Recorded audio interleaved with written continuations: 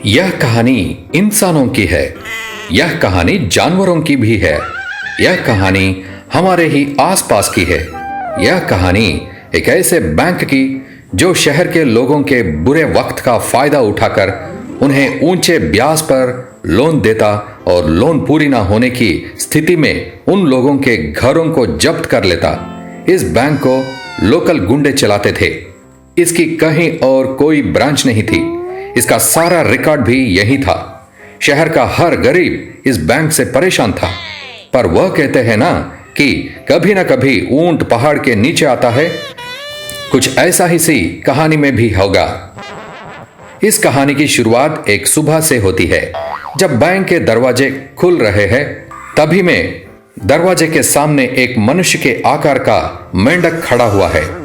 सड़क पर चल रहे दो लोग यह देखकर आपस में टकरा जाते हैं। मेंढक तुरंत दौड़कर उन्हें उठाता है और कहता है, अरे भाई साहब, कहीं आपको लगी तो नहीं? भागो भागो भूत! अरे भूत नहीं है, हम तुम्हारे जैसे ही है। हाँ, थोड़ी शक्ल अलग है पर अकल तुम्हारे जैसे ही है। अरे पर वो अरे बोलो, तुम्हें ऊपर वाले ने बनाया है? हाँ, हमें भी उसी ऊपर वाले ने बनाया है। ऊपर वाला? हाँ हाँ, ऊपर वाला जो तुम्हें यहां टपकाया है ना इंसान की बॉडी में, वही हमें मेंढक की बॉडी गिफ्ट में दिया है। गिफ्ट में दिया है बोले तो?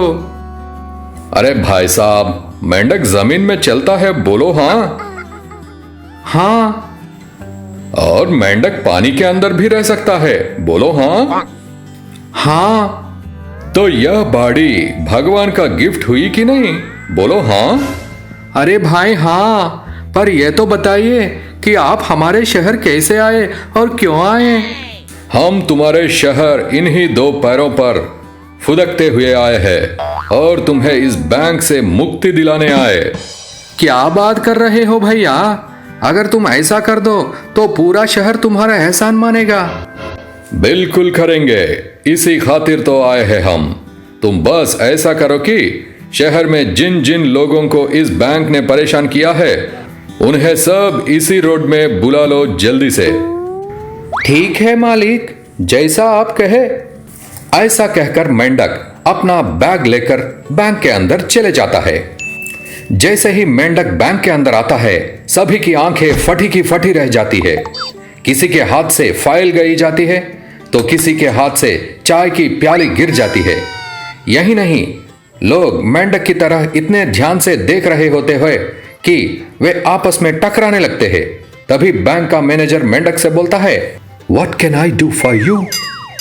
मेंढक अपनी बाइक से एक भगवान की मूर्ति निकालता है जो इतनी चमक रही है कि सभी की आंखें चौंधिया जाती है। मेंढक मैनेजर को कहता है कि यह आपके लिए गिफ्ट है, इसे आप रख लीजिए। मैनेजर भगवान की चमकती हुई मूर्ति को अपनी जेब में डाल लेता है। मैनेजर समझ जाता है कि यह बहुत बड़ा आदमी है, उसे माफ करने को सोचता है। इसको अगर ग्राहक बना लिया तो बैंक को भी फायदा होगा और मैनेजर को भी बोनस मिलेगा। मेंढक उसे बताता है कि उसकी इच्छा है कि इस बैंक में उसका लॉकर हो। मैनेजर खुशी खुशी उसका अकाउंट खुलवाकर उसे लॉकर रूम में लेकर जाता है। मेंढक मैनेजर से रिक्वेस्ट करता है कि वह कुछ देर के लिए उसे लॉकर रूम में अकेला छोड़ दे ताकि वह अपने सामान को अंदर रख सके। मैनेजर खुशी खुशी बाहर चले जाता है। जैसे ही मैनेजर बाहर जाता है, मेंढक अपनी बैग से बहुत सारी चाबियां निकालता है और एक एक करके सारे लॉकर खोलना चालू कर देता है और उनमें रखे पैसे और सारे कागजाते अपने बैग में रखने लगता है।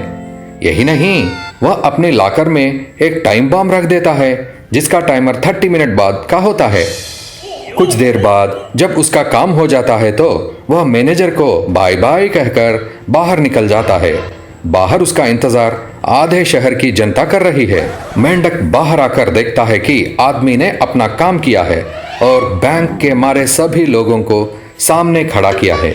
मेंढक उन्हें उनकी चीजें सौंपने लगता है तभी एक आदमी उससे पूछता है, मेंढक भाई, आपने लाकर का सामान तो आजाद करा दिया, पर उन लोगों का क्या जिन पर हम बैंक अभी भी कर्ज है? उनका रिकॉर्ड तो अंदर ही रह गया। फिक्र मत करो, मैंने पूरा इंतजाम कर दिया है। मेंढक बात कर ही रहा होता है कि बैंक वालों को सब कुछ समझ में आ जाता है और वे उसे पकड़ने के लिए बाहर आ जाते हैं। मेंढक उन्हें देखकर भाग निकलता है। बस फिर क्या, आगे आगे मेंढक, उसके पीछे बैंक वाले और बैंक वालों के पीछे शहर की जनता। कुछ ही देर में मेंढक तालाब के किनारे पहुंच जाता है और सीधा खड़ा होकर बैंक की तरफ इशारा करता है। बैंक वाले भी रुककर पीछे बैंक की तरफ देखने लगते हैं और उनके पीछे शहर के लोग भी। तभी बैंक में बम विस्फोट होता है। बैंक में रखे सारे कागजात बैंक के साथ जल जाते हैं। शहर के लोग खुशियां मनाने लगते हैं। बैंक का मैनेजर और बाकी बैंक के कर्मचारी एक बार फिर मेंढक की तरफ दौड़ते हैं। मेंढक उनकी तरफ देखता है, अलविदा का इशारा करता है और तालाब में कूद जाता है। बैंक वाले तालाब के किनारे जाकर रुक जाते हैं और कर भी क्या सकते थे। तभी बैंक का एक कर्मचारी मैनेजर से पूछता है, सर, अभी आपकी जेब में वह हीरे की मूर्ति तो होगी ना? हम सब उसी से वसूल कर लेंगे, ठीक है? मैनेजर अपनी जेब में हाथ डालता है और जेब से वह मूर्ति निकालने की कोशिश करता है। उसके हाथ में लकड़ी की बैलगाड़ी निकल कर आती है। अरे सर, ये क्या है? बैलगाड़ी, लकड़ी की गाड़ी। लकड़ी की क्या? लकड़ी की गाड़ी, वुडन व्हीकल, उल्लू के पट्टे। यह सब कहकर मैनेजर अपने सर पर हाथ रखकर रोने लगता है। यह नजारा भी गजब है। एक तरफ बैंक वाले रो रहे हैं, वहीं दूसरी तरफ उनके सताए हुए नागरिक खुशियां मना रहे हैं। उसने कहा, सास जाकर वो मैजिकल माइक लेकर आती है। उसे देखकर, इसकी क्या स्पेशलिटी है सासू माँ?